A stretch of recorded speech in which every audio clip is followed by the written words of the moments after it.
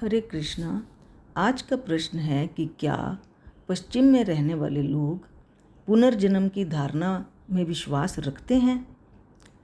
19वीं सदी के महान जर्मन दार्शनिक आर्थर शोपेनहावर ने एक बार कहा था कि यदि कोई एशियाई व्यक्ति मुझसे यूरोप की परिभाषा पूछे तो मुझे यह उत्तर देने के लिए विवश होना पड़ेगा कि यह विश्व का वह खंड है जो इस अविश्वसनीय भ्रांति से ग्रस्त है कि मानव शून्य से सृजित हुआ और यह कि उसका वर्तमान जन्म जीवन में उसका प्रथम प्रवेश है।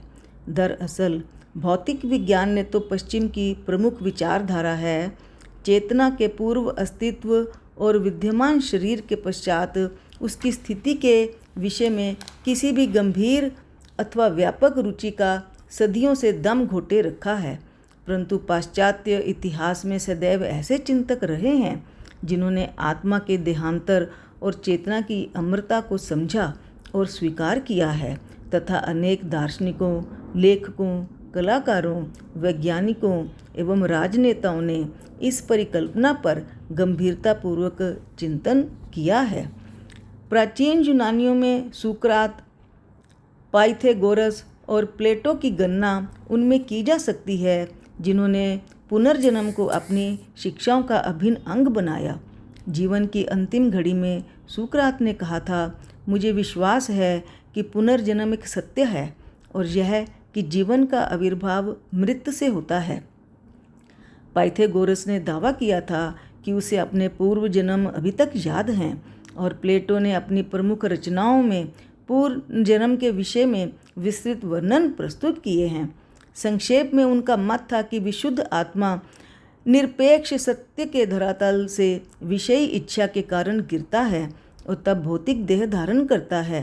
पहले पतित आत्माएं मानव रूपों में पैदा होती हैं जिनमें से दार्शनिक का रूप सर्वश्रेष्ठ है जो उच्चतर ज्ञान के लिए प्रयास करता है। यदि उसका ज्ञान पूर्ण हो जाता है तो दार्शनिक सनातन अस्तित्व को लौट सकता है, परंतु यदि वह भौतिक विषय वासनाओं में बुरी तरह फंस जाता है तो वह पशु योनियों में चला जाता है। प्लेटो का विश्वास था कि अतिभोजी, पेटू और शराबी मनुष्य भावी जीवनों में गधे बन सकते हैं। हिंसक और अन्यायी लोग भेड़ियों और गिद्धों के रूप में जन्म ले सकते हैं और सामाजिक मान्यताओं के अंधा अनुगामी मधुमक्खी या चींटी बन सकते हैं। कुछ समय के पश्चात आत्मा फिर मानव रूप धारण करता है और मुक्ति के लिए एक दूसरा अवसर पाता है।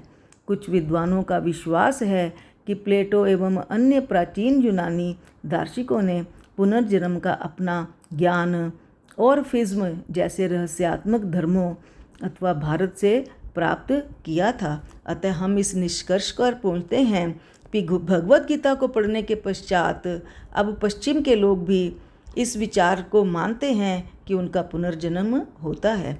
बोलो श्री कृष्ण भगवान की जय।